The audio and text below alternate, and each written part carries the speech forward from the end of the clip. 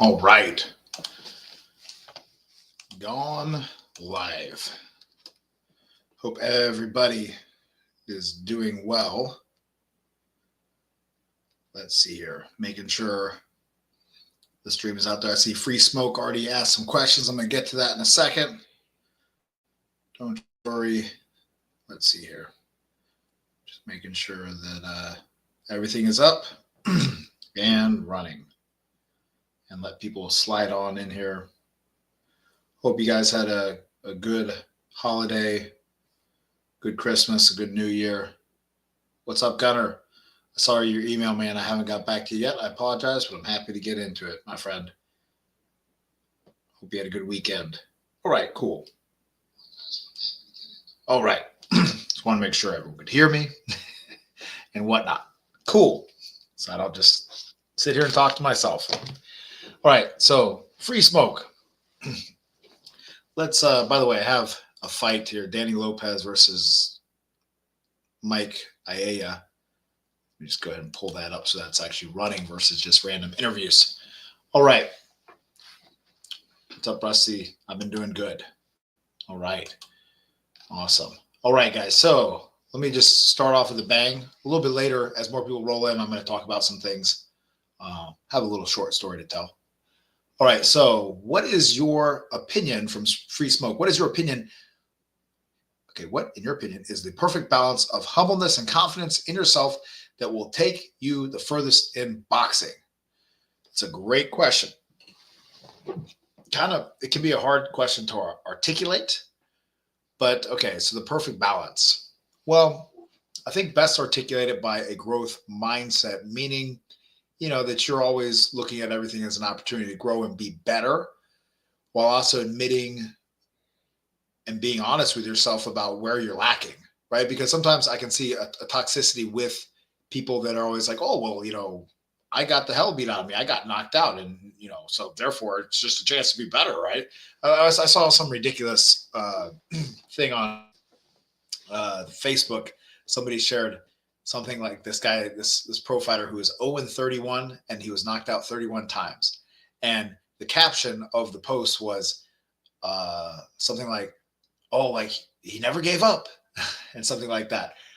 And no, it's like he shouldn't have gotten in there 31 times and got knocked out 31 times. He should have stopped. There's nothing to respect about that. That's stupidity, right? It's not what we want. All right. So anyway, so having truly being realistic with that little extra ounce of unrealism, all right, of what I mean by unrealism, meaning that you are just a little bit optimistic, all right? You're optimistic, but you're not unrealistically optimistic. To me, in my opinion, that's what I found to be the perfect mix, is somebody that willing to accept the work, willing to accept that it's going to suck and it's going to be painful and it's not going to feel good, and they're going to hit lapses of belief. Like Sugar Ray Robinson said, a champion has to believe in themselves when no one else is going to believe in them, and truly be able to acknowledge their faults and where they need to improve and be able to get feedback. That's my short answer for that one. Also, I've been dealing with smallest slight dull ache in my wrists. Do I continue to train with tighter wraps and more protection, or do I take time off to reinforce my wrists? Great question, Free Smoke. So what I'm going to say is this, my friend.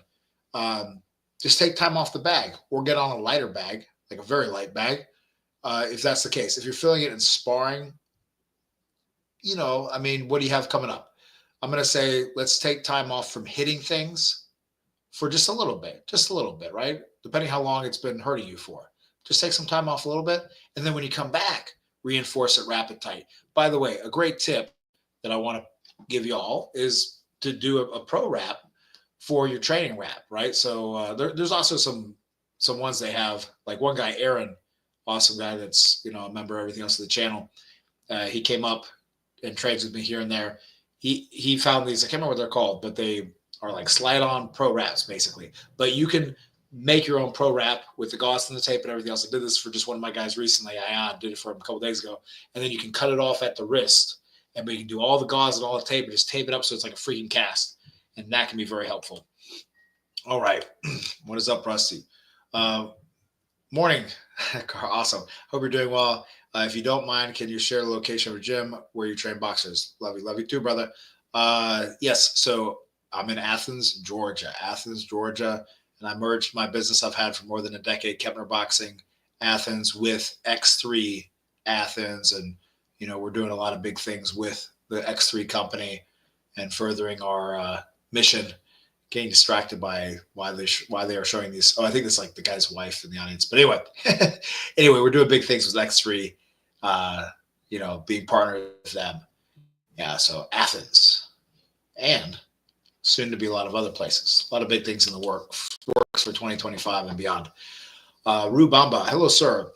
Have you you have such big hands and forearms? What exercises do you recommend for us to have big hands like you? Have a great day. Thank you. I appreciate it. So a lot of that's genetic, right? It's like with calves, right? Guys have big calves, and it's largely genetic. By the way, watch this fight. This is a good fight between these two guys. Little Red Lopez, very very good fighter, and then Ayaya doing his thing. It's a good fight. Anyway, deadlifts and towel pull-ups, because I didn't actually always have big forearms. My hands have gotten more meatier over time, but deadlifts, big. I used to be a big deadlifter, deadlifted a lot. Just a humble brag, really stupid phrase, but so my best deadlift was I almost hit 500 pounds. I didn't hit 500 pounds. I did right below. It was like 475, let's say. Maybe it was 480, but let's just say it was 475. So, not amazing, but it was a good solid deadlift. And that helps your grip, dude, because when you're holding 400 pounds plus in your hands, that's a lot of weight. And then also, like I said, towel pull-ups are a great thing. So if you're going to do anything, do those two things. And, man, your grip will get better. Your forearms will get denser. And one thing, actually, because that's one thing. Let me just talk about this for a second. Because I've thought about this, right? Like, how could I help a fighter hypertrophy parts of their body to be the most effective with boxing? Okay. So like obviously like neck, right? That would be a good thing. But then also like you're saying forearms. And then also like if you can make your hands, right? If you can make your hands meaty, right? That would be good. So, but the problem is though, is that there's nothing really in your hand you can do to make it more meaty besides the thumb. All right. So the thumb that has a muscle that's in the hand. All the other muscles are in the forearm. Okay. So therefore, theoretically through the grip training, things like that, you can make that thumb more meaty, which is going to help. And then, of course, if the forearm has more weight on it, more hypertrophy within reason, I think there's definitely maybe a causal link of that assisting with power. But I know at the very least, your ability to contract your fist tightly upon impact is going to help you with power because it's going to do two things. One, the tighter you can contract it, it's going to make it just frankly harder, right? Think about a hard muscle versus a soft muscle, right? So it's going to make the whole unit stiff and more powerful, and then allow you to have less inhibitory factors with your nervous system as you land the punch. What do I mean? When you hit that punch on a person or a bag or whatever, but let's just say a person, right? Because that's what we're trying to do. We're not trying to get good at just hitting bags, I hope. I mean, maybe you are, that's fine. But we're talking about the sport of boxing. When you hit a person, you might have that little tiny bit of yourself, maybe if you hit them in the body, but, particularly in the body, but even in that, where you hold back a little bit, and it can be twofold, right? One is you're concerned about like maxing out and you have this inhibitory thing of you that you don't want to hurt somebody. So you have to get over that. But then also too, there's that self-preservation of if you hit a bag, let's say, right? And you hit it as hard as you can, and you have a little bit of an owie in your wrist, like smoke does, like free smoke does, then you can hold back just a little bit, right? Like my knuckles here in my left are bothering me a little bit. And so I'll hold back just a little bit, even if I don't mean to. And even if I try to just grit my teeth and push, and not push, but, push through the pain. But if you know you can squeeze super tight and the body knows you can squeeze super tight and keep it really protected, then you're going to really let it rip. All right. Long answer for that one, but I hope that was helpful. Let me get in the zone. Been a long, long day. Good day in a lot of ways. Bad day in other ways. G Crush, thank you so much for the super thanks, my friend. You are the man. I appreciate it. Man, big thanks to Mr. Gunner. All right, Christian. Hello. I remember you mentioned you used to smoke. Wondering your experience with its effect on stamina boxing career. Man, it's such a great question. Okay, so I had twofold against me, right? So I smoked a pack a day of cigarettes for about 4 years. Started off with Marlboro Reds, went on to start off with Parliaments, went on to Marlboro Reds, and I was smoking about a pack a day, and as well as smoking weed all the time. And with cigarettes, absolutely 100%, and then with weed, absolutely 100% as well. Now, does that mean that like everybody and anyone that ever smoked weed is not going to have a good gas tank? No. I mean, obviously, like I think like Nate Diaz, people like that, they smoke a lot of weed and they have okay gas tanks, but it's just not going to help, right? Some people are the enigma, but I want to stack the odds for success. So anyway, it took me a few years, I think, to get over that part, right, of the damage that smoking did for only doing it for about 4 years, right? So that was one thing. Then number two thing is that I had Lyme disease. Okay, so between Lyme disease and cigarettes, I can't tell you which bothered me more. Initially, and going through like really big antibiotic treatment. So I don't have a good answer for that, man. But all I know is that it definitely is not helpful. Oh man, what is up there? Thank you, my friend. Thank you so much for your support. All right, guys, stick around because at the top of the hour, I'm gonna uh, just do a little mention something close to my heart, a little story. So make sure you stick around for that, guys. All right, let's see here. Any ways to deal with, but Christian, if you smoke cigarettes, stop. Just stop. Now remember, with anything addictive, you can't just get rid of it. You have to replace it. Replace it with going to the gym. Forrest Griffin, a UFC champion from Athens, Georgia, who used to train in my backyard with my father and his coaches, Rory and Adam, would train in there. Forrest had a great line, and that was, I remember him saying it because I looked up to Forrest because he was blowing up when I was first being like, oh, maybe I want to do combat sports of some type. And he was like, yeah, it's good motivation to train hard if you know someone's gonna be bashing your face and beat you up if you don't train hard. And that resonated with me at 18 or whatever. I was like, oh yeah. So it's motivation if, let's say, you schedule yourself a fight, right? Rocky Marciano, actually, if I remember correctly, in the amateurs, he was not in the best of shape all the time, smoking cigarettes, actually, I believe, as well. And he stopped and vowed to never let conditioning be a factor for him losing again. All right. And I say you should do the same if that's your case. Any ways to deal with shin splint pain? Yes, I've been trying to stay active by doing morning runs and shadow boxing every other day, but still pain. Yes. It's really funny, Rusty. Something about boxing, I guess, because it's really calf heavy, it kills the shins, the tibia or whatever, right? It just kills it, and or overdevelops. I don't know. Who knows, right? But I mean, sorry, someone does know, but not this guy. But what I do know is that what to do about shin splints. And so I had a Muay Thai coach, dear family friend Scott Hicks, who is no longer with us. May he rest in peace. He trained a two-time world professional Muay Thai champion, Yoshi Yehuda. And Yoshi's a great guy as well. And I remember Scott told me, because it was killing me with shin splints. And because I was trying to sprint and run. So, Scott, what can I do? And he said, okay, all you got to do is just pretend this is my foot. Just it's called tibia raises or whatever, but just doing that, raising the foot up. So you have it on the floor and you just, flex your foot up, and that strengthens up that tendon, and that's going to help. You can do that like 20 repetitions, 30 repetitions, get it burning, do a couple sets of that, and do that every day. And then you could eventually do that with a band or a little bit of weight or whatever, but that alone, no weight at all, doing that every day, I don't have shin splints anymore. I used to have them all the time, Rusty.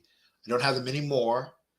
And I've also ran 3 half marathons, never got shin splints, but I definitely would have before I just straightened that up. All right. So that is my big tip for you. Okay. Hey, I hope you're doing well. Thank you, Yesin. I was hoping if you could give a brief explanation on transferring weight and when you should do it. I've heard to put weight on my back foot when I throw my hook. So I'm going to assume some things with your question, if that's okay. You're saying your lead hook, right? So you're saying people say to put, if I'm orthodox, weight on my right leg, my back leg as I shoot my lead hook, right? Is that the case? I think, this is my professional coaching opinion, that your standard mode should be to keep the weight about even on every punch. Okay. Does that mean it's always going to happen? No. Does that mean it always has to be like that? No. But what I'm saying is we need to learn how to throw a punch and keep our weight about even on both feet, 50-50, with the weight in the center. Going back to that kind of martial arts concept of, it's like you're pivoting on, like let's say I have this here and I'm turning on this back and forth, back and forth, back and forth. That's the concept. Because when we have to lurch with punches or pull back with punches, it can be problematic. Because also, too, if you're trying to put a combo together, I'm very big about knowing how to put combos together and putting combos together, because it is important, I think, for any style of fighter to be able to put their punches together, right? And to learn that as a foundation, all right? Now, if you're leaning forward on a punch and then leaning back on another punch and putting them together like that, it's going to cause problems, right? It's actually slow down your punch, too. Versus if you can just get that quick turn of the body, boom, boom, boom, boom, boom, boom, boom, boom, versus boom, boom, boom, boom. That's just more time. I hope that makes sense and answers your question. Sometimes, absolutely, you want to throw a left hook or lead hook and pull back a little bit. If you think a shot is coming, you might be able to catch somebody. So you're kind of leaving the battlefield as you're shooting hook. You can also do that with a step in and of itself. But, yeah, that's the scenario. All right, Leonard. Man, someone dropped a bomb down here. I got to jump to Shrew and then we go back. Hey, Coach, hope you're okay. I am okay. Thank you. Not only okay, I'm fabulous, but thank you. Hope you are fabulous as well. Strange question. Was there a boxer that was good at fighting in close when they have long arms? Yes, I actually have. It's funny because, dude, even though I have a lot of experience, a lot of knowledge on this stuff, dude, people drop some esoteric funny thing of like, hey, was there a boxer that did this thing? And it's like, damn, dude, I'm like, I do my best to be an encyclopedia of boxing, but, we all fall short of perfection. Riddick Bowe fought on the inside a lot, at least a good amount. And he was pretty long. He'd actually never, if you watch Riddick Bowe, he never shot a straight right hand. Okay, and if you can find and prove me wrong, please do so. But at least from my observation, Riddick Bowe never shot a straight right hand. There was always a weird little loop to it. It was like an overhand all the time. That's one that comes to mind. I want to, man. There may be a couple others, but yeah, Riddick Bowe is one big one that comes to mind. Okay, let's see here. We're going to Leonard. All right, Leonard. Hey, Coach, I have problems closing in to hook, body hook, and uppercut distance. Okay, I either stay in arm's reach or get clenched up. Wow, dude, that's a great question, Leonard. Great question, my friend. All right, so the answer to your question is that probably what's happening. Okay, so check it out. If right now it's kind of hard to see, but if I keep my elbows in super tight, dude, I'll tell you guys, I need to do this at the gym sometime, this live, and just demonstrate stuff and have someone else with me. But anyway, maybe as we continue to blow up the channel, guys, thanks to y'all, we'll do that. But if I keep everything in tight, if I keep these elbows in tight, everything's in tight, right? I'm not tense, I'm keeping it in tight. Everything here, like imagine peekaboo style. And you try to grab my arms and try to tie me up, it's going to be very hard to do that. Like very hard. As long as I don't like lean forward so you can guillotine me or whatever, it's going to be very hard. So the reason why you're getting tied up, I bet, without watching you, but I bet from, what I've seen work with my guys over the years, is when you go in, you're reaching out just a little bit, reaching out to almost kind of just intuitively or in a primitive form, almost like wrestle. And that's what's getting you wrapped up. All right. Review your sparring footage and see if I'm right about this. I bet I'm going to be right about this. That a lot of guys will go in and will kind of reach out a little bit. The more experienced fighters, like you see some of these guys, they won't. All right. So just things to watch out for. And unless, they have purpose. But some people, experienced people do it too, right? Of course, like Roberto Duran, if you watch a whole fight study on that, I have a whole thing of him doing that. Let's see here. Here, we got this one here. Any tips to land more hooks? Yeah, I'm assuming you're talking about the left hook. Well, one is getting the range, but two is the jab. If you have a great jab, like we just saw Aya do against Lopez, if you have a great jab, it will clear a path and get someone thinking that when they see movement with the left to expect the jab, and that's how you get the hook. Now you're going to probably have to step in with the left hook. All right. So to land more, I assume left hooks, let's step in with the left hook. All right. Now, let's see here. Got any guidelines on learning both stances? Feels impossible. Okay. Got any guidelines on learning both stances? Impossible. When I go back to my stance, it feels like it got worse. Interesting question.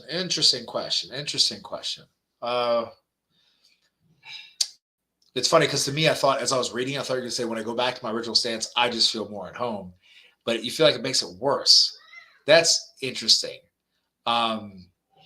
Let's see here. I don't, man. It's a little challenging of a thought there. I definitely need to see a few things, or maybe need more nuances with this. But one thing that occurred to me, or I was reminded of the other day working with some people, is the idea of a simple drill, a real simple drill to kind of get you out of this mindset of it. All right, go to just be more universal stance. Get on, have a bag, a smaller bag. I like that precision bag with title where it's really skinny and it can swing, and have it on a long line so it can swing side to side, and just hit it with punches wherever it is. Now, actually, another one you can do is like a double end bag, right? That's easy to get, or in most gyms, the double end bag. But one of the benefits of the double end bag is you hit that sucker, let's say with like a big hook, right? Just hit with a big left hook, bam. And now it's going side to side to side. And now just hit it on those different sides and be okay with just hitting things kind of out of stance. All right. And I feel like you got to break yourself of your foundation in a sense, get yourself a little bit more flowy, and be okay with breaking the rules a little bit. But I want to know how it feels worse when you go back to your original, because that's what blows my mind, Cyril. That's what blows my mind. You're blowing my mind on that question, because I would think you just feel more at home, right? So I wonder what's happening where you actually feel worse. Isn't getting out of range also as important as getting into range with shorter guys? Yes.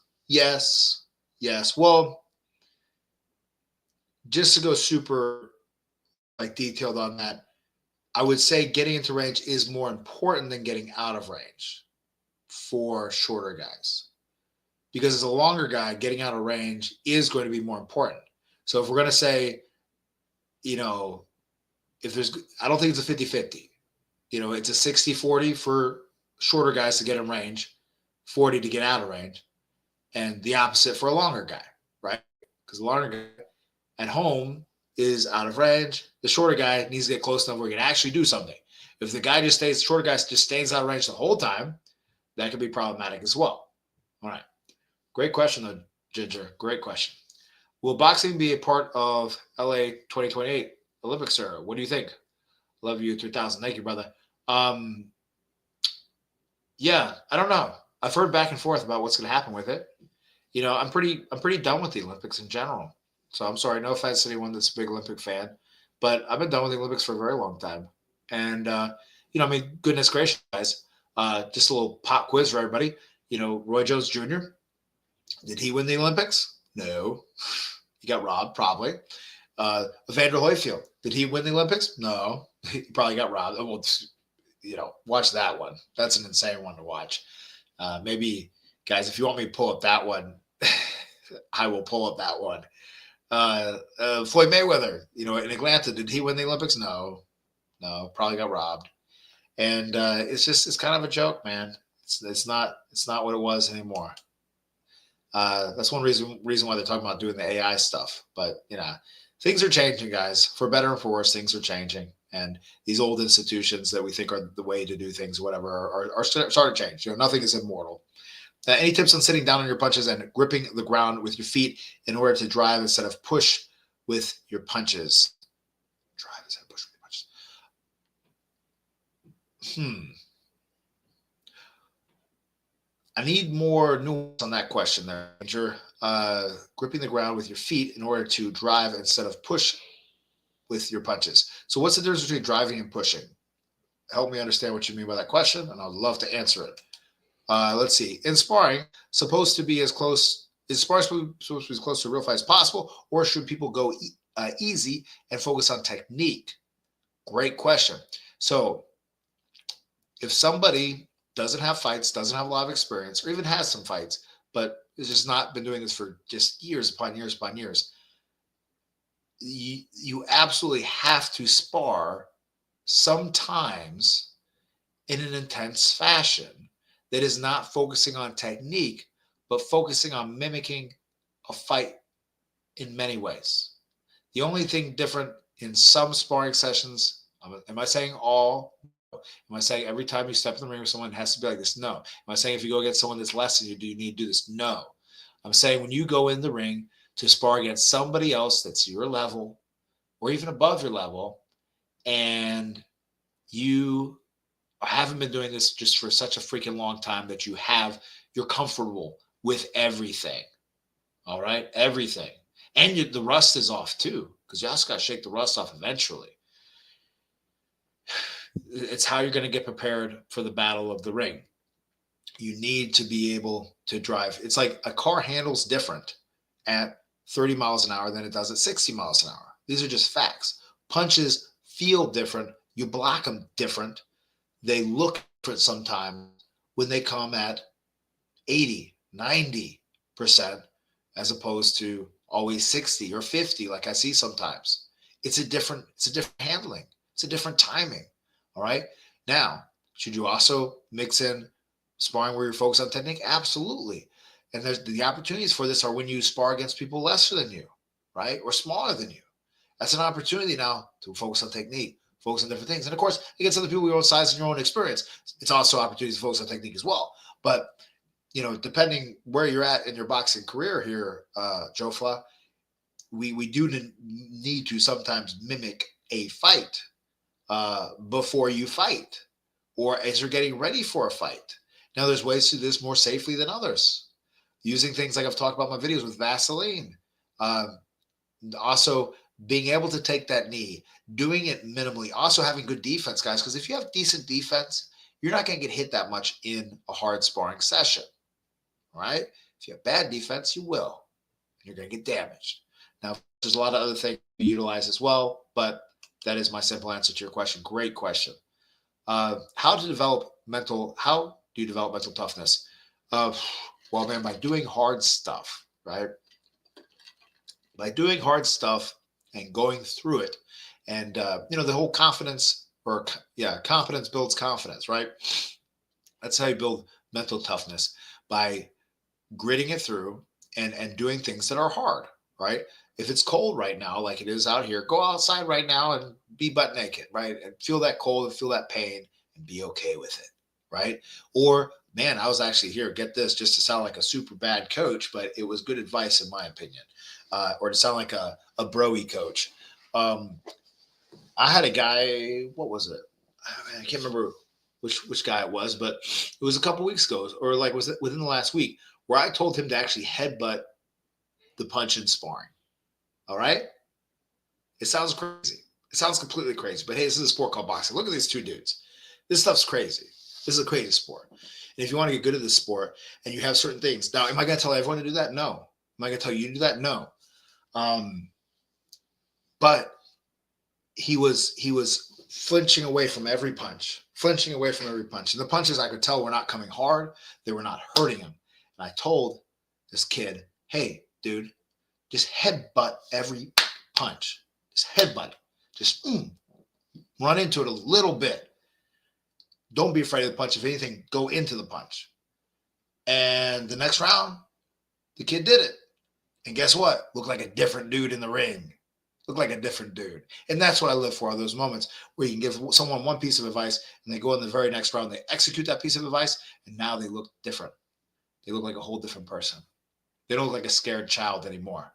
They look like a tough SOB. All right. Badass MF. Talk to yourself. Yeah. I mean, that's true. Yeah, definitely. But you also got to back that up with actions. Absolutely, though. Great point, Vic. Yep. Riddick Bowe. Absolutely. Hey, coach, I'm on for one. Oh, awesome. Love it, brother. Love it. All right, let's see. Uh, does breathing actually work for adrenaline dumps? Hmm. I mean, yes, definitely like oxygenating yourself and helping yourself relax after an adrenaline dump. Uh, definitely doesn't hurt. Definitely doesn't hurt. If you hit yourself in an adrenaline dump, you just got to try to keep moving because that's what's going to allow your body to utilize what energy you have in you to keep moving. All right. Worst thing to do on an adrenaline dump is just to freaking like lay down or something like that. I mean, you know, unless you don't have anything to do, but I'm assuming you're talking about in an action moment. All right. Interesting. Thanks, Coach. Much appreciated. Yes, sir. Absolutely. I'm behind here, guys. I'm going to try to catch up. Hey, Coach, what do you think about light sparring? Light sparring has its uses 100%. Quick tips on light sparring: don't squeeze it in the punch, but still practice with hitting with the knuckles because what oftentimes ends up happening. I was talking about someone about this just last night. If you light spar all the time, you're not going to hit people the way these guys are hitting people, which is how you want to hit people.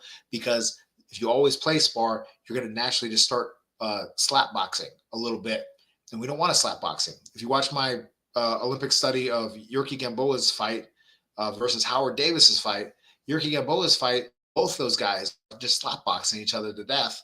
And yes, there's like 3 punches around that land with the knuckles, but technically slapping is illegal in amateur boxing, and in order for pros, we don't want that either. All right. But yes, there's a time and place for light sparring. Absolutely. Sir, how to study fight tapes and learn from great boxers. What is the procedure? Okay, well, let me address this because I've had this question quite a few times. Okay, so how to watch a fight? Okay, well, so you can watch a fight kind of 2 basic ways, right? Meta basic ways. I think I use that word meta a lot. I don't know why. I'm not like a giant fan of Meta Facebook or something. But anyway, okay. So first off is like with these 2 men you see here with Aella and Lopez. Watch the center and the space between them. Okay, so you're using your peripheral vision to watch both men, or else it's kind of easy to miss things and miss little nuances of the in between. Like right now, I'm watching, I'm seeing what Aella got, and I'm seeing what Tony, or what Little Red did get or didn't get, and got with the jab there, and blocked. Lopez blocked that, landed the jab, and I'm watching in between the 2 guys. That takes discipline to do, right? But I highly recommend it. If people don't watch fights like that you do watch fights like that, because that's what allows you to also not just like watch your dude and be like, yo, he did great or something, right? So that, but also just to get the nuance of the fight and everything happening in between it all, right? And then the second basic way is then to watch a guy, right? Because you're looking for the nuances of what they're doing, the nuances of how what they do defensively, how they move their body around the ring, how they try to find different opportunities, how they set up different things, how they react to different things, all that. That's my basic answer for you. That's a great question. Hey, Coach, what do you think about light spar? I already hit that one. Did I really just go backwards? Okay. No, I didn't. Okay. I would say use different techniques in each stance. Yeah, absolutely. Yeah, I mean that's that's the short of it. But I would love more nuance from Serial Master. Hey, Coach, you can't imagine how helpful those words are, Coach. Thank you so much. Yes, absolutely, my friend. Absolutely, my friend. I like being more bladed and karate in an open stance and more squared in a closed stance. Sure. Okay. Hey, Coach, do I need to think too? Okay. Hey, Coach, do I need to think too much when I'm in the ring? I'm thinking of things that hasn't even happened yet. Yes, you are thinking too much. I feel like thinking too much in the ring makes me hesitate moves. Yes, 100%. You're correct. Yes. So just go with the flow. And if you have trouble doing that, dude, just make it, I'm going to jab this person, right? That's all I'm going to do. Because jab is more punch. I'm going to jab this person in places, everything else. And I'm going to watch out for punches coming. And I'm just going to use my jab. That's the way, just focus on one thing. Because it's the death by 1,000 cuts, or you're getting drowned by 1,000 options, right? Because you can do 100, literally hundreds of different things in the ring. But dude, just how about you just block shots and jab, double jab, jab different things and make that your goal. I'm going to just butcher this guy with a jab. I remember the first time I sparred this one guy who had 50 pro fights, who fought a Madison Square Gardens and everything else, and he fought a lot of other fighters. He fought Juan Diaz and other people like that. And I remember when I sparred him, that was one of the focuses of the round was just to throw 100 jabs. And that was my best round, period. Because I was overthinking things. All right. Olympics suck. Yes, I'm with you, Bit. They do largely suck. They do largely suck. It's sad. It's sad. Olympics and the glory of Olympics and what we think of with that, it's long gone. It's long gone. Times have changed. Yeah. You answered yourself, bro. Yep, too corrupt. Yep. Also, very curious your thoughts on a method of layer I use quite often in sparring. On a method of layer I use quite often.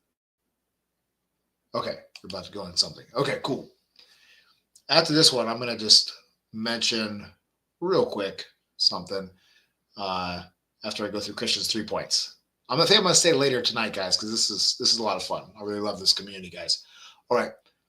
2, simply put, using the idea of creating and attacking openings in a guard, not to necessarily hit these openings, but to create a more stark defensive reaction to then exploit the openings created. Okay. Simply put, using the idea of creating and attacking openings in a guard.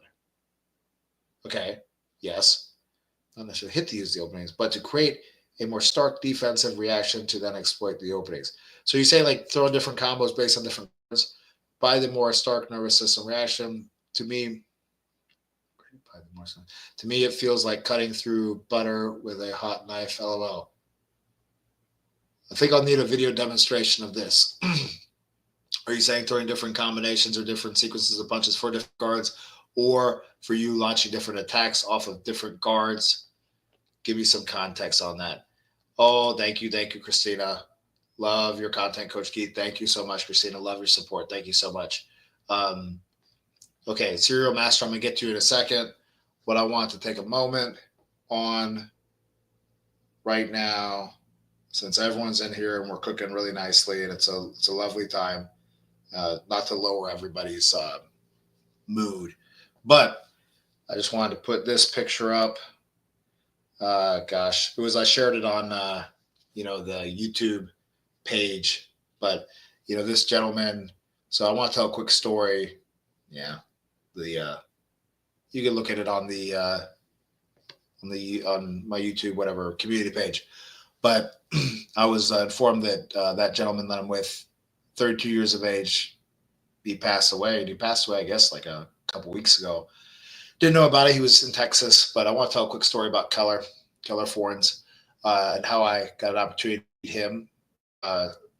He had my guys at the Georgia Golden Gloves tournament back in 2022, and he came up to me and he was like, "Hey," and I'd never met him before or anything. And he said, "Hey, my coach was supposed to be up here, which is nowhere to be found. So can you work my corner? I'm going to be fight number whatever." And I was like, "Sure." So I warmed him up, got him ready, everything else, worked his corner. He listened to me. We made adjustments in that fight.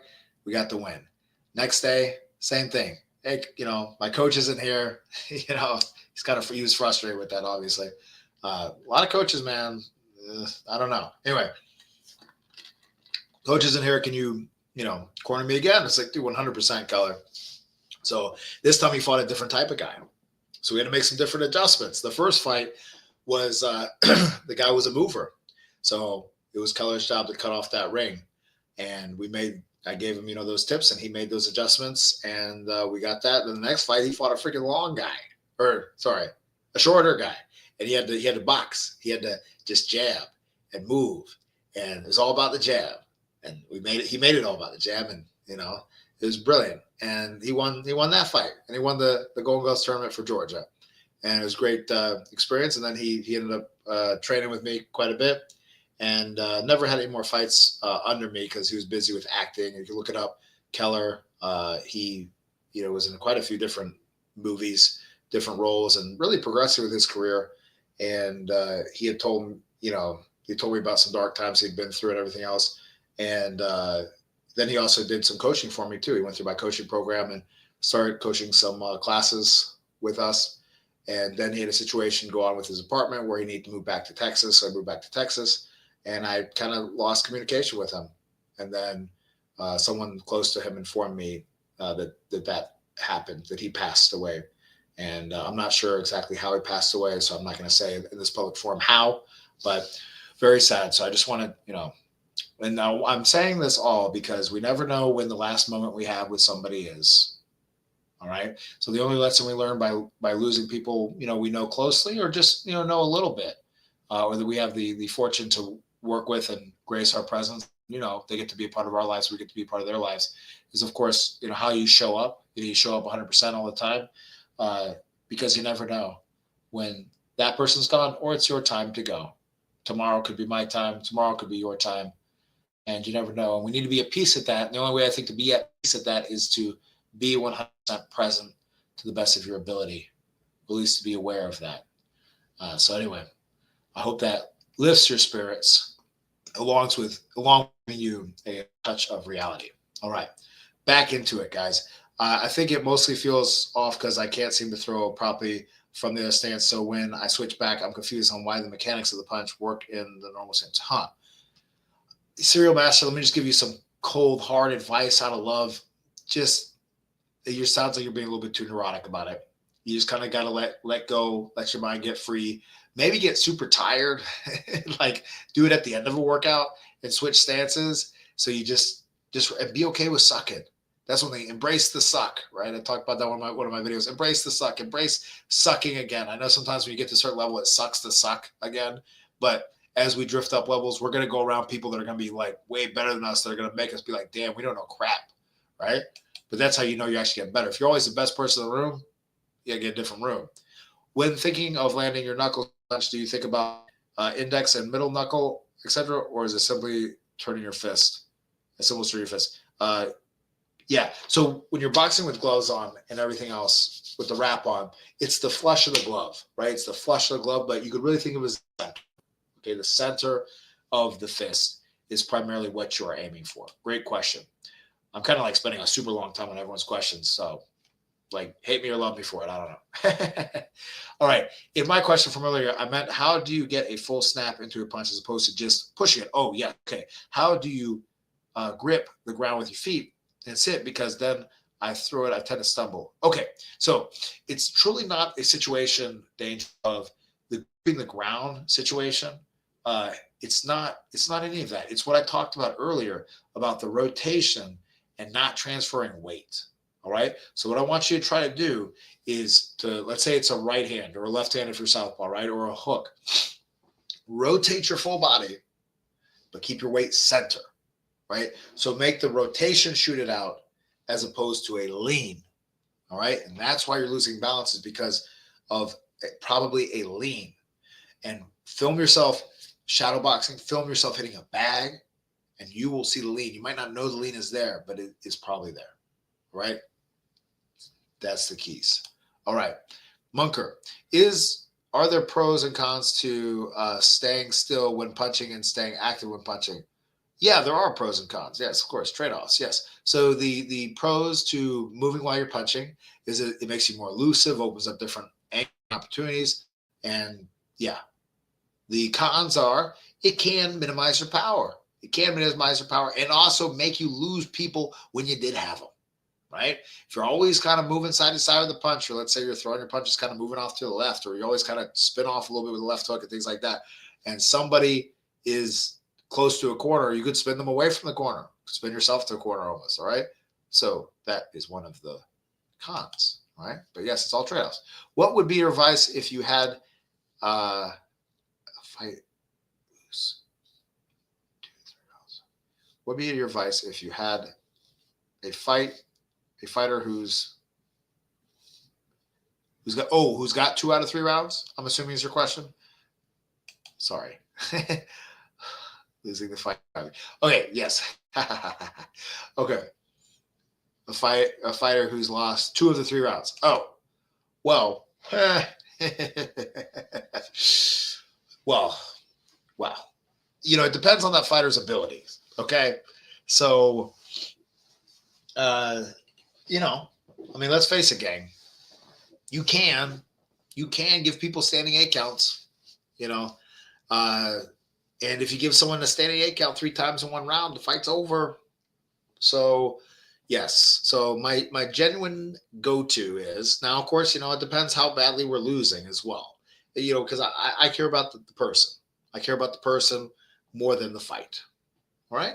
So let's say I got someone in there against someone that's very dangerous, and we're behind 2 to 3, 2 out of the 3 rounds. I'm not going to give this advice.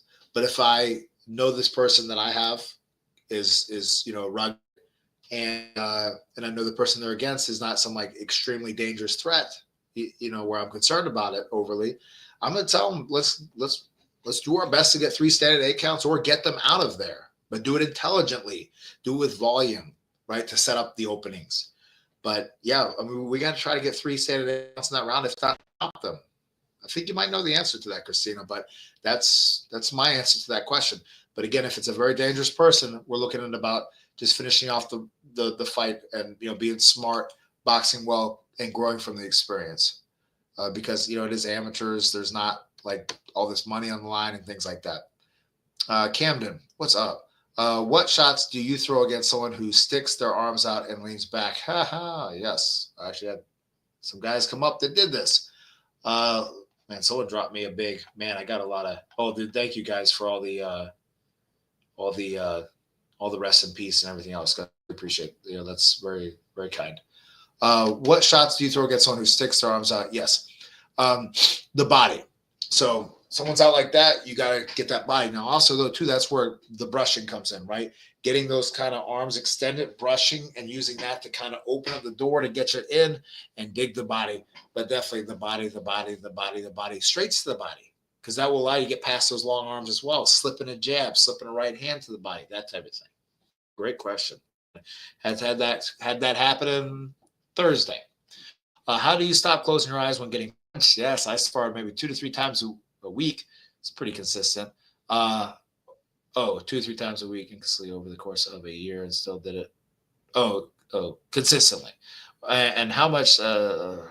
Yes. Well, so what I recommend, my friend, is to have someone throw jabs at you and throw hard jabs at you, and your job is to catch the jab or slip the jab and to open the eyes wider. Okay, like that. I know it looks stupid, but like this, and then therefore you will feel when you want to blink. The more you're kind of just like this and relax, that's fine.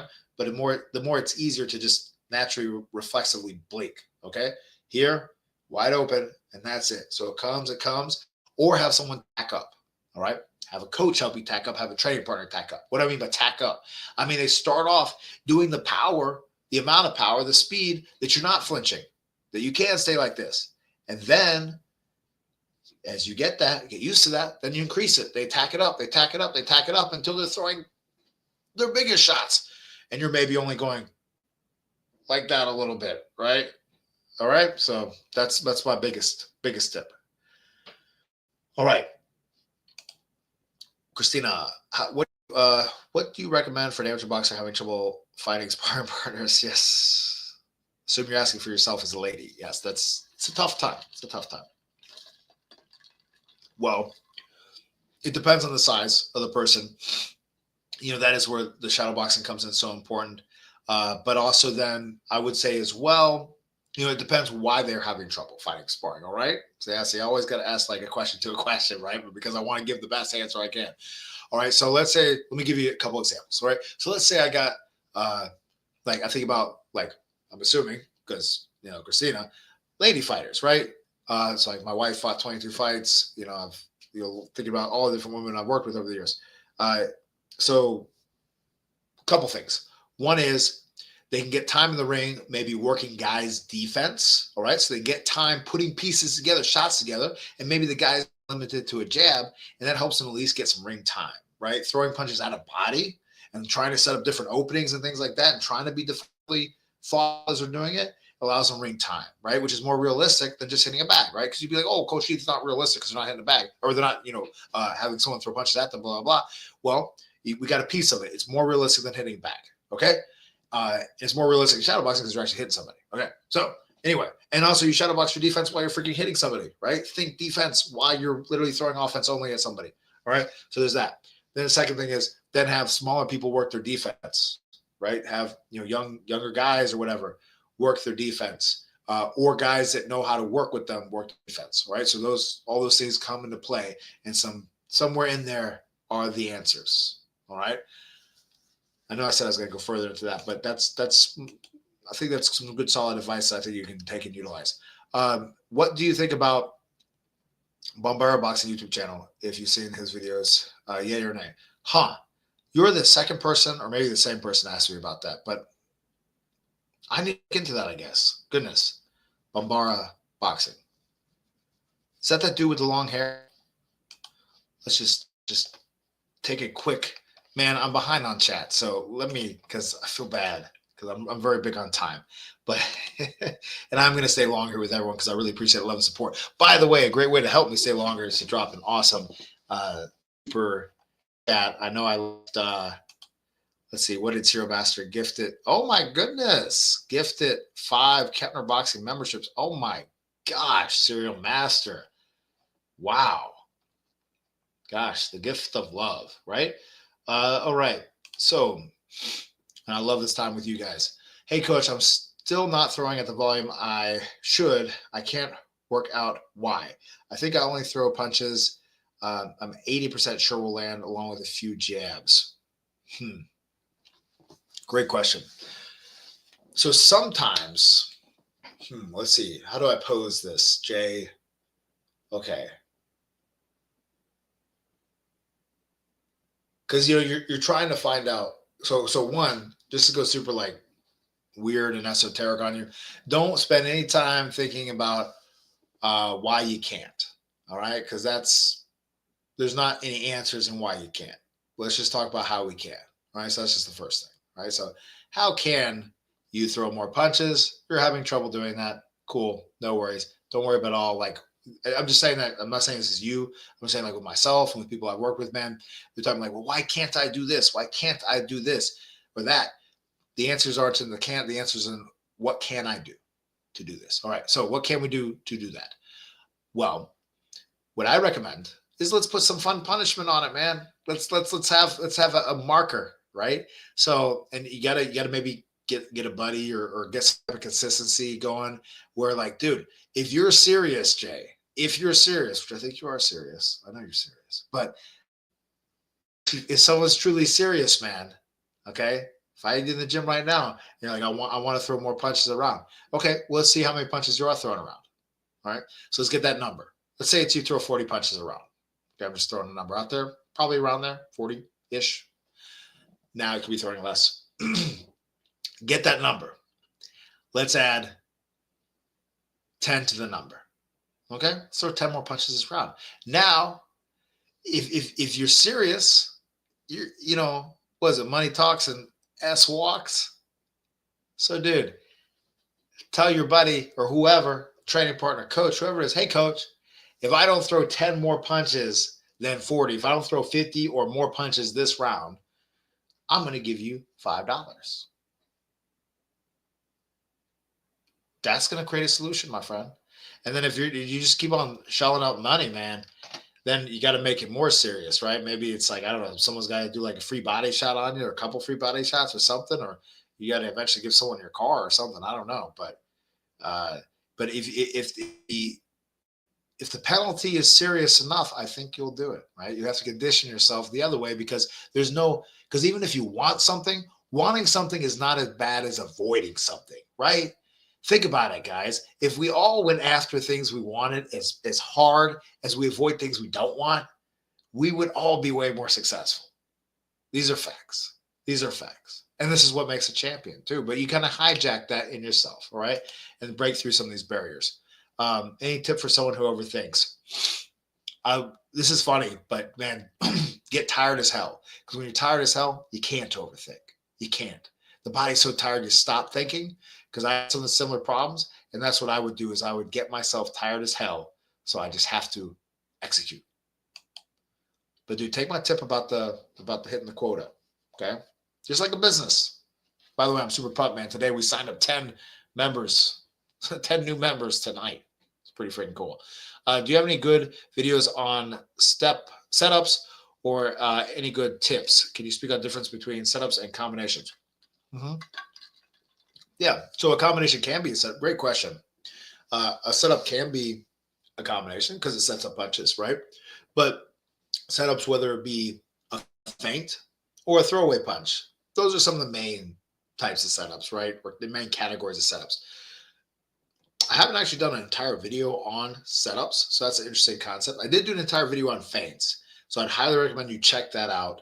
And I think you'd really enjoy that. And anyone that hasn't watched that, I highly recommend you watch that. It's still on the homepage of my YouTube channel. I'm going to be changing it out soon, but yeah, check that out. I'm really proud of that video, and I think there's a lot of benefit there because that's a lot of setups. Any tips on setups? Yeah, I mean, dude, honestly, it goes back to that thing, man. Well, KISS. Keep it simple, Steve, or some people say other things for the last S word, but keep it simple. Keep it simple. So, dude, just freaking hook setup straights, uppercut setup hooks or body shots, set up headshots. And you just, man, keep those basic concepts. Like Red just did a right hand and then a left uppercut. The right hand set up the left uppercut because you come over here and that sets up that. You come up like that, that sets up that. You come up like this, that sets up that. And you go down low, you set up high. You go up high to set up the low, right? It's boxing is really basic, But that was a really good question, though. Watch my video. Highly recommend that. Hey, Coach, what do you recommend for beating high-pressure fighters who like to smother with high output? Essentially, how to better your ability to weather the storm and think clearly. Yes, this is where I would tell you to do something which is not standard. It kind of goes against what Coach Keith talks about, right? But I'm just thinking, man, you and I, Ricardo, we're right in the thick of it, and you're having to deal with this. What are some things I might tell you to do, depending on who you are, what experience you have, everything else, okay? Again, to be clear, there's other nuances here that go on when you coach somebody, right? But what I would tell you, man, is you got to give them a reason to not want to be pressure or not want to pressure you. All right. So you got to give them a reason, right? Because if they pressure you and you have trouble with it, they're like, yeah, this is cool. I get to do exactly what I want to do. We got to spoil the party. How do we spoil the party? Quite a few ways, right? And it might be by bending the rules a little bit. All right. We're going to tie them up a little bit. So how about this? How about you try to tie them up when they get a little bit too close? All right. So again, we're going to set the stage with our basic things like our jab and our lateral movement. All right. And cutting angles on them. But lastly, too, you might be in a situation where you want to push them back. You might want to push them back because they might not be able to fight on the way back. And again, these are all things that adjustments might need to be made, right?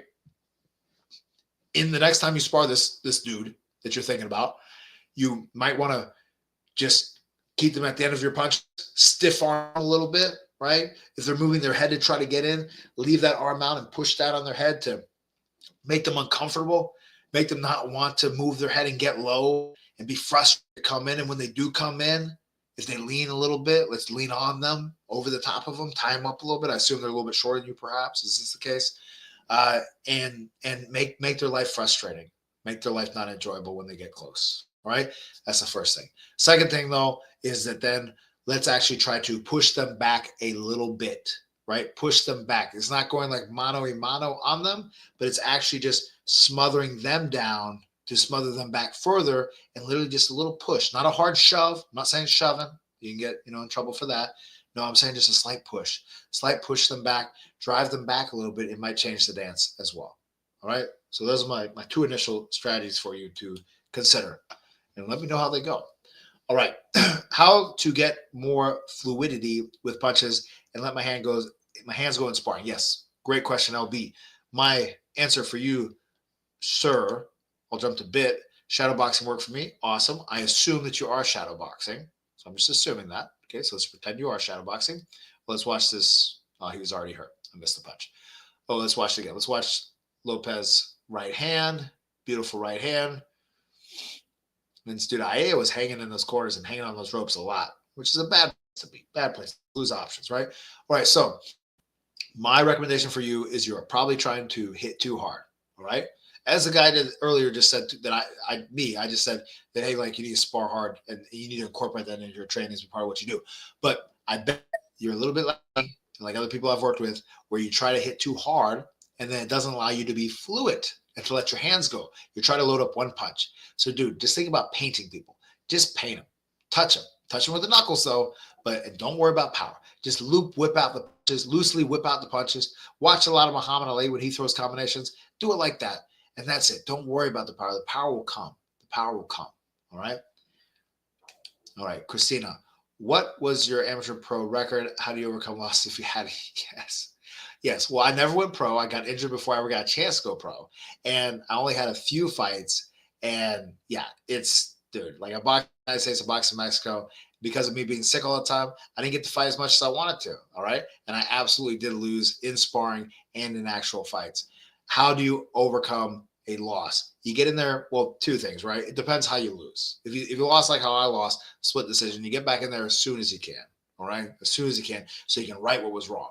But if you get hurt, if you get knocked out, in some situations, you actually might want to get there in there as soon as you can. I actually think about one of my women fighters.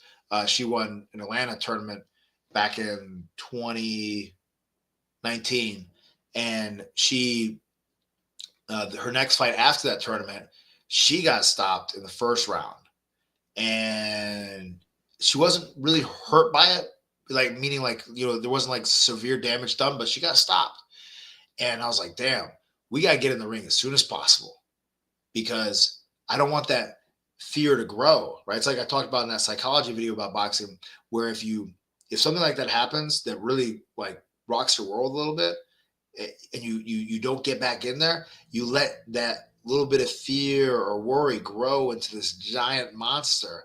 But if you get it and kill it while it's small, kill it while it's still a baby, you can beat it. All right. So I mean, largely, man, unless you really like seriously got hurt, get in there as soon as possible and write it. Now, if there's big technical flaws of things that you're repeatedly doing that you're not fixing, right? You have big holes that are being identified that are not getting made right. You might need to spend some time away from the gym or from fighting and some time away from the gym, kind of recalibrate, right? Give yourself a break, right? If you're trying to squeeze a sponge, trying to have it soak up water and you never let go of the sponge, it will never soak up water, right? You need to squeeze it for it to soak up. But if you squeeze it, which is your training, but you never let go, which is your rest and recovery time, it won't soak up. So nuanced, but I hope that helps. All right. I appreciate all the rest in pieces, guys. Beautiful stuff.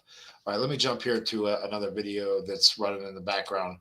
Oh, it goes to the Sugar Ray Leonard and Wilfred Benitez fight. Awesome. All right.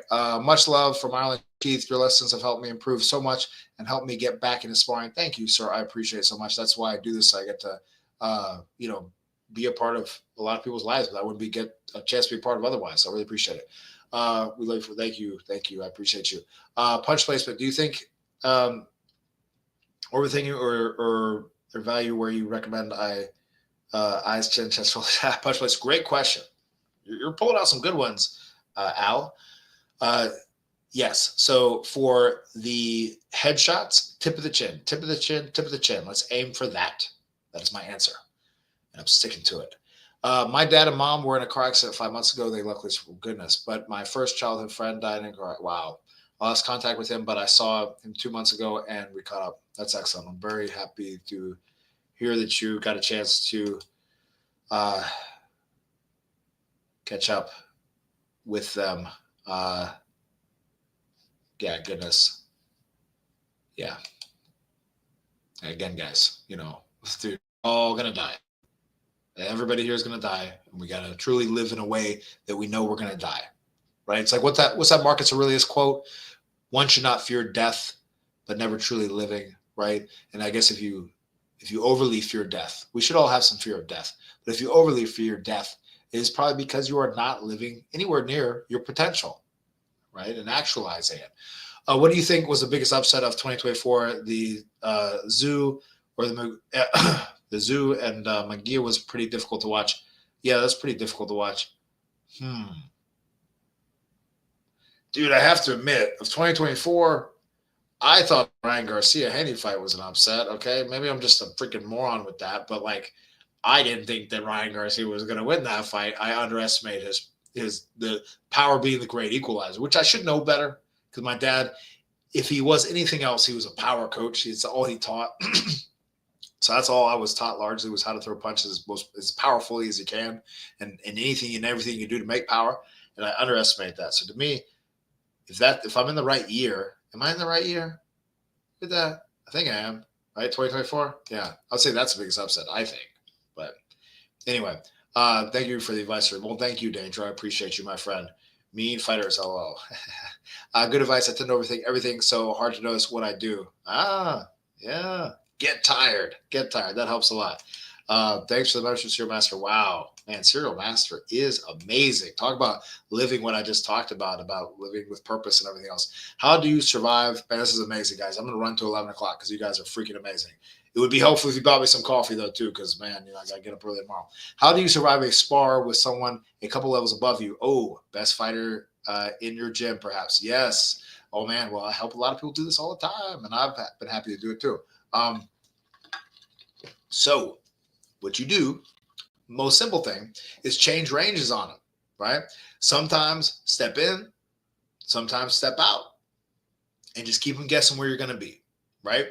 Try not to burn too much energy as you do it, but keep them guessing where you're going to be, and keep them guessing when you're going to start. Those two things.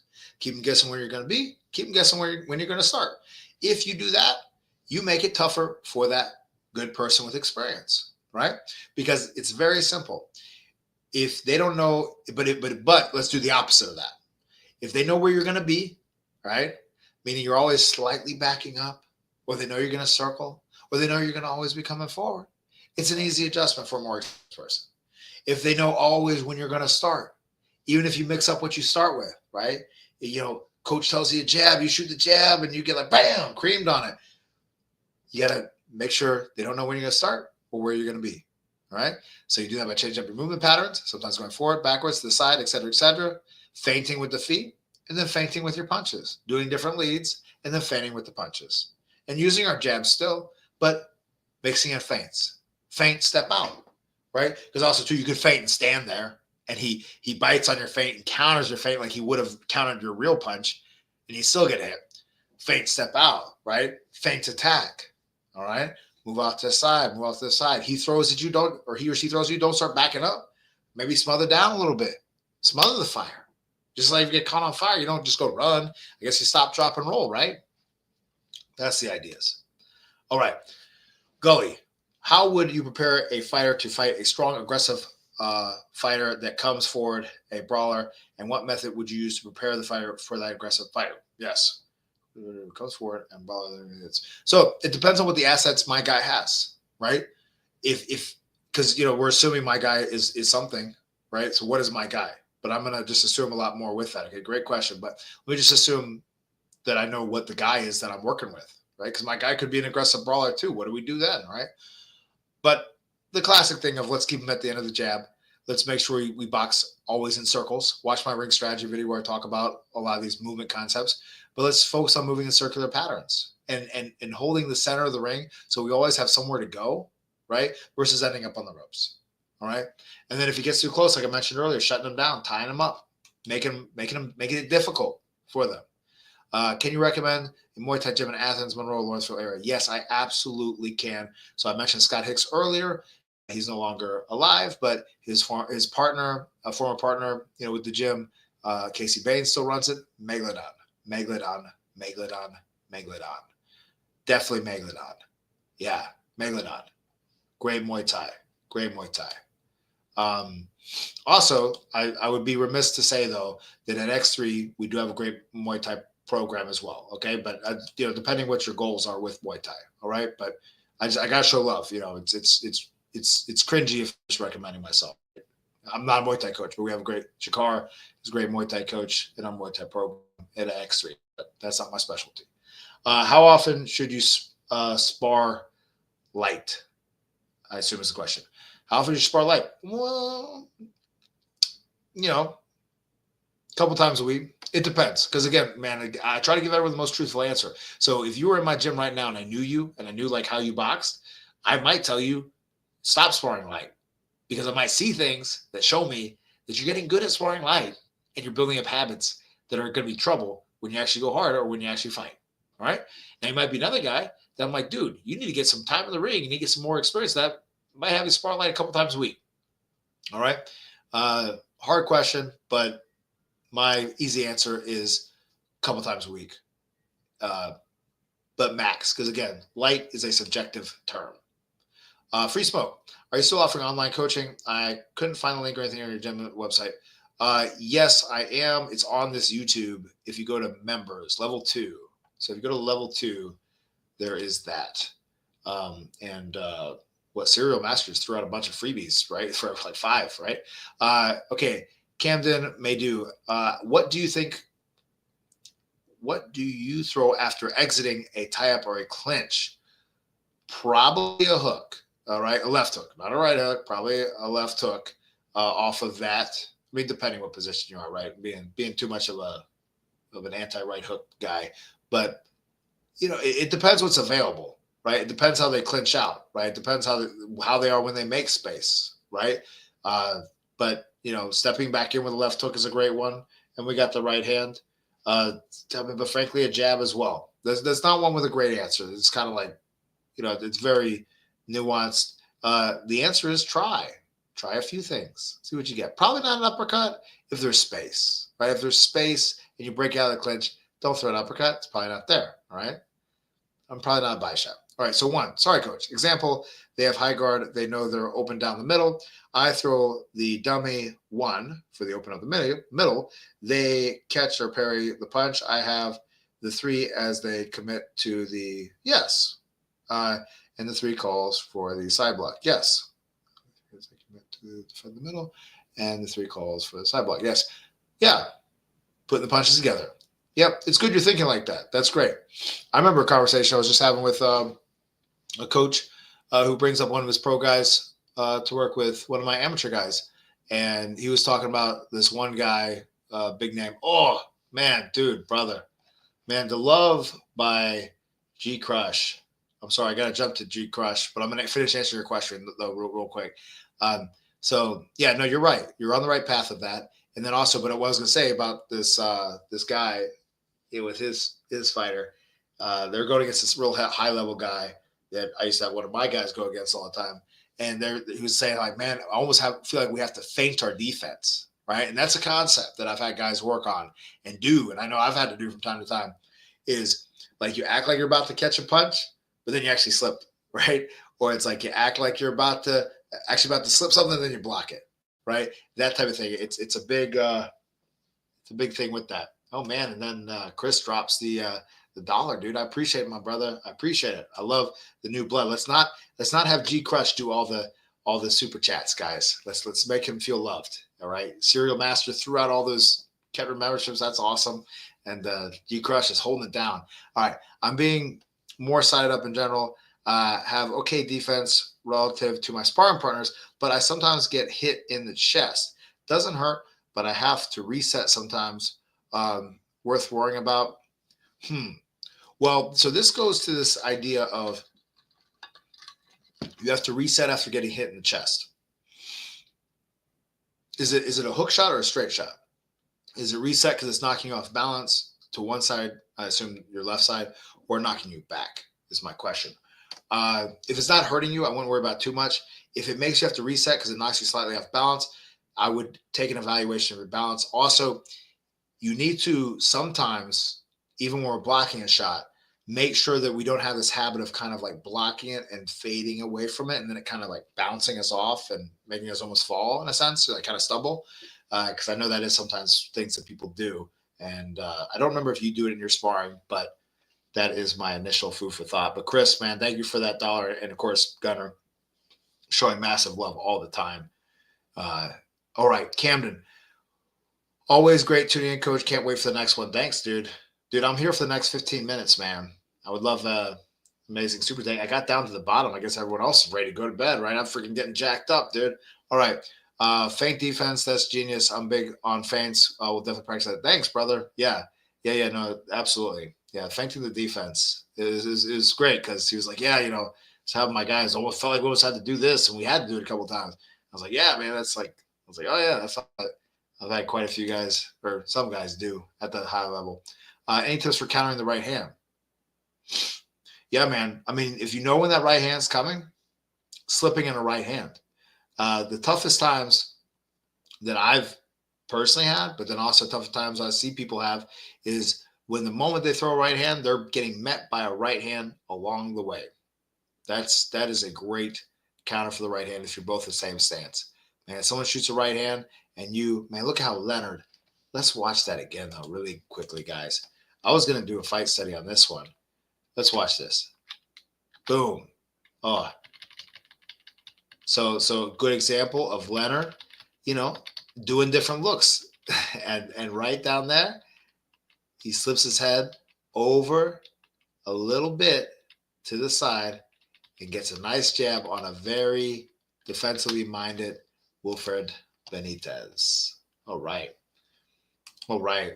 Thank you, Caxer. Thanks for all the knowledge you give us, Coach. Well, thank you so much. And I appreciate our time together. That will help me with a cup of coffee. Gunner has got me rolling with the cups of coffee. So does Chris. So does Gaxer. So does John Jones. Daniel. All right. Let's see here. Any female boxers you recommend for a film study? Ooh. Well, I'm a big Amanda Serrano fan. I like her a lot. She does a lot of great things. Dude, I also like Alicia Baumgartner a lot. You know, I know I'm sorry, like thinking about only modern, but you know, women's boxing is only really started getting to that like high level kind of recently, right? Because it wasn't in the Olympics until 2012. Again, now I'm making it sound like the Olympics are legitimate or something like that, or also. But anyway, just it hasn't been put on this thing. Not that there aren't women fighters, obviously. One Riker, she's a very good fighter as well. Very good fighter. It's been hard for me to find a lot of film on her. Amanda Nunes is, I mean, like, don't get me wrong, like Amanda Nunes would probably beat the hell out of me, like, but MMA is not going to be good for boxers to watch. It's not. But yeah, Lucia Riker is a good one. I like Alicia Baumgartner a lot. Clarissa Shields, man, she has that great foundation.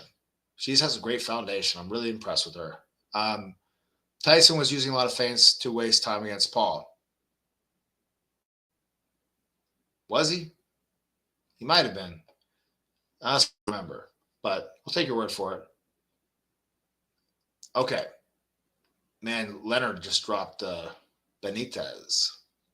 Benitez, the youngest world champion at, I think, was he 17 or 18? I don't know. Anyway, and then it was really sad. He ended up horribly punch drunk, and if he's still alive, he's completely disabled. All right. Yeah. You mean in terms of him not getting knocked out, like to not get? I don't know. You know, that was just that Mike Tyson Jake Paul fight was to be expected, right? I mean, who expected anything else? I didn't expect anything else personally. It's fine if he did, but just rewatch the Canelo Bivol fight. I think it was his plan to hit Bivol and he bicep the whole fight. LOL, even though it wasn't doing much of anything. Yes, dude. Danes just came in with the freaking amazing comment, my friend. Love you. Yes, that was a questionable strategy. It does seem like that. I remember watching that fight, like when it was, you know, on TV or whatever live, and I was like, really, Canelo? Because dude, I used to be a big, you know, I'm not a fan of anybody. I try not to be a fan of anybody, but you know, I mean, very much into Canelo and tell people to watch him. But man, that was a, you know, again, dude, you know, it's easy for us to all just nitpick people to death. But yeah, that wasn't the best plan. I don't recommend people doing that plan or anyone doing that plan. And also, you got to change it if it ain't working. You know, it also wasn't working. Thoughts on the rear hook? I sometimes hear it's a useless punch, and some coaches don't even teach it. Yes, absolutely, Rusty. That shows that you actually train boxing and you train around people. So good, awesome. Yes, I teach the rear hook. But like we have a number system, 1, 2, 3, 4, 5, 6, and 6 is the last punch. 6. I've had to ban rear hooks from people, right? I've had to ban them from people. So Rusty, there's been at least 2 fighters, if not 3 fighters that come to mind that I've had to ban it from them. And those those fighters like had very good winning records and everything else. But in the beginning, their first like 5 or 10 fights, they were just trying to blast people with rear hooks, and it was hurting them from succeeding more. Right? I was getting greedy with the success. They were winning, but I'm like, dude, we could win a lot more, or even buy more of a margin if we just straighten that sucker out. It's the slowest punch. If you're against the same stance, right, as you, the rear hook has the least available places to hit somebody. Um, Now, is there a time and a place for it? Absolutely. And is there a time that's going to freaking kill people? 100%. All right. My dad taught a rear hook as well. All right. Chuck Bodak did as well.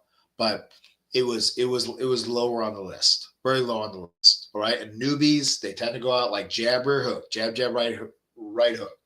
Where it's like Gary Vaynerchuk's, book from years ago, him being some boxing fan, is like jab, jab, right hook. Right. It's like whatever new boxer tries to do, and you gotta eliminate for people. Let's see here. Christine Alex Serrano and Miele Flores. I haven't watched Miele very much. Cool, nice, yes, agreed on Serrano. And Serrano is also a very respectable type champion. The woman that won the Olympics, Clarissa Shields. Oh, the Pakistani one? Huh. I haven't, I think I know who you're talking about. I'm an MMA fighter. Anything to say on why it would be bad to study boxing in MMA or vice versa? Yes. Yes. Yes, yes, yes, yes, yes, yes, yes. And again, coming from someone who has a lot of love for MMA, I've worked around a lot of MMA guys. And, so I'm not one of these boxing coaches like MMA is BS or something like that. MMA is great, man. It's a great sport. But it's just like if you're learning punches from Muay Thai guys. No Muay Thai person is going to tell you to learn punches from Muay Thai guys or how to box from a Muay Thai guy. It's different. If you try to learn how to box and incorporate that exact boxing into Muay Thai, it's not going to quite work either. There's other considerations. All right, things are different. Now, remember, MMA is a combination of a few different sports, about 4 or 5, and so therefore, absolutely, you can take nuances and pieces from it, but how are you going to take a nuance and a piece from something that's already a collage of other sports? Okay. And I'm not saying this is an argument of MMA is worse than boxing or better than boxing or anything else like that. It's just you have a sport that is a combination of a few different things. Where are you going to take it? It doesn't make much sense to take methods from it. And I've seen people get hurt because of it. I'll tell you examples, right? So I have, new guys all the time in the gym. And I can tell when they've been watching MMA. And then that's what they watch when they're boxing, because they box like an MMA guy and they're not as successful because a lot of the things that you do in MMA are designed for MMA, right? For all the considerations of kicks and takedowns and everything else and clinches that are not there in boxing. It's a different thing. It's a different sport. And, you could say mentality, maybe on some guys, but I used to think that when I started boxing. And then I started boxing more. I was like, oh, no, that's not the case really either. Right. So, there's, MMA guy can learn something from boxing in terms of box and do the punches. Yes. But remember, punching in MMA is a piece of boxing that is in another sport. It's not like an excelled version of it or like a improved version. Okay, I use the rear hook on the side, the inside. Yes, that's definitely the most opportune time to use it. Study boxing if you care to know how to punch. Yeah, true. And it's like, again, if we're talking about boxing, right? But say MMA for boxing, I don't see see how that would help. Yes, exactly. It's a little bit of a funny, odd question, but hey, man, much respect. I ain't trying to hate on anyone here. I love your questions there, Al. Can you elaborate on why MMA isn't good for boxers to watch? I train Muay Thai. Does this apply as well, in your opinion? Yeah, meaning I think I answered that. In my opinion, right? In my opinion, I could be wrong. Could be wrong. You could watch a Muay Thai guy and take how he punches and watch him and get better. But again, it's just like, if you want to get better at the sport, you watch the sport, right? Rugby and football are two very similar sports. Softball and baseball are two very similar sports, but they're also very different sports. I don't know. You tell me, guys. Like, would you watch one of them to get better at the other one? You know, it doesn't make much sense. But again, like I said, I see guys that try to box like they're MMA guys, and they're just not that successful. Let's see here. Lucille Riker, Chrissy Martin, Ann Wolf. Yeah. Because, yeah, I mean, those are all great female fighters. You're talking like kind of in the beginning time of female boxing, which I would say people like Alicia Baumgartner are far more skilled than some of those. I'm not saying they're greater fighters, but far more skilled, right? So it's kind of like watching boxing like Jack Johnson time, right? It's like different. I don't know. That's a little insulting. I didn't mean it quite like that. Boxing went like 1925, maybe. Okay. You're not going to see some things. Awesome. Good props for fighters. We're coming up 4 minutes left, guys. If you don't mind, buy me a cup of coffee with a super thanks. I really appreciate the time with you guys. It's been a blast. Pro boxing, rig sometime, blink twice for yes. You're the field, so wondering what you would say. Pro boxing, rig sometimes. Well, let's define rigged. This is a great one there, man. Danes just comes in with amazing questions, man. I swear. It'd be amazing if you bought me a cup of coffee, man, because I would even answer better than I'm answering now. But so this is my question, my opinion on that, man. Look at Benitez cut us out. My opinion is that pro boxing is generally not rigged, meaning that fighters are not paid to lose or told like, hey, if you lose this, then you'll get this or something like that. Like, that's generally. Now, did that ever happen? Yes, of course. Jake LaMotta testified in front of a congressional hearing about it, and he probably told the truth. And the mob definitely did control a lot of boxing for a period of time, and that's probably the truth. I mean, that's definitely the truth, right? Now, but what I have seen being in pro boxing, okay. Now, again, like, have I been in all of these scenarios of these different fights that people talk about? Oh, so and so got paid off. No, I have no idea. I have no insider information on that. So yeah, so maybe I'm just talking on my ass and I don't know. Okay. But from my experience of how boxing works, pro boxing as a sport, is you have matchmakers that are very good at knowing how to, oh yeah, the headbutt in that fight, are very good at knowing how to stack the deck against people, how to pick someone at the right time, and a lot of different factors that go into having a matchup and having a matchup go somebody's way, right? Now, you could say things like you could say that the judges are bought off, right? That might happen. I don't know. That might happen. I'm not going to say it doesn't happen because I don't know, because I don't actually know a lot of pro boxing judges. Okay. So maybe that happens. I don't think it does, because that's kind of sloppy, because it'd be hard because someone's going to spill the beans on it. Now, granted, no one's done an investigative report on it, so maybe that's the thing happening. But what I do know that happens is that they do get wined and dined. Okay, they get wined and dined by the promoter, which isn't money transferring, but they get a relationship, right? And just like we all have these biases, and what I see happens on the amateur scene, because people will complain about that too, is that judges are used to seeing someone win, and they're biased, without even knowing they're being biased, right? Consciously. They'll glean and make decisions that are crazy. Okay, so that's my quick on that. Okay, let's wrap it up here with these final questions, guys. I would love a cup of coffee from someone. Maybe Al, buy me a cup of coffee, right? Any Oscar De La Hoya stories for me to check? Yeah, dude, I have a crazy one about Big Bear and about a body flying out of a car. I'm not going to tell that. Maybe tune in for the next one. Who's the best boxer in MMA currently, in your opinion? Dude, I don't follow MMA. I have no idea. I barely follow boxing good enough. Ilya Tapora by far. Okay. I guess you're asking Al. Well, cool.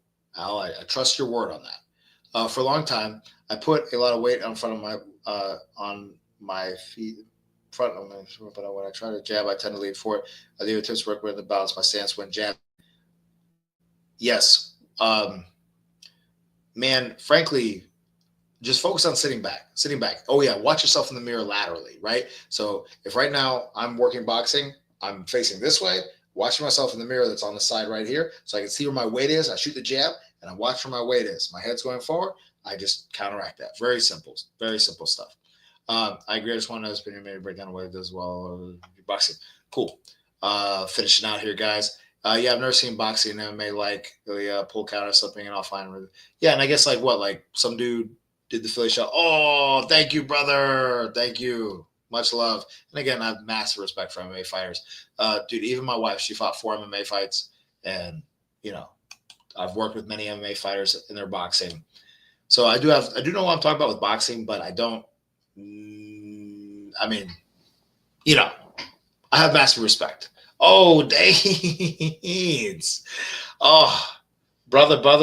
On that note, we are going to. Oh, and a hello from Malaysia. Hello from Malaysia. All right. Thank you, Dan, Nathan. I'm sorry, brother. All right. Agreed. 5 a.m. workout. Go get it. Yeah, dude. Thanks for answering questions. Appreciate it, man. Well, thank you guys for your time. Okay, it's time to go sleep. Yes, it is time to go sleep. Night, everybody. Thank you so much for all the love. G Crush says thank you for all the insights. Well, thank you there, G Crush, for your time. Martin Bacoli, I don't know, man. Maybe, though. I'll look him up, my friend. All right. Have a good night, everyone. Love y'all. Peace.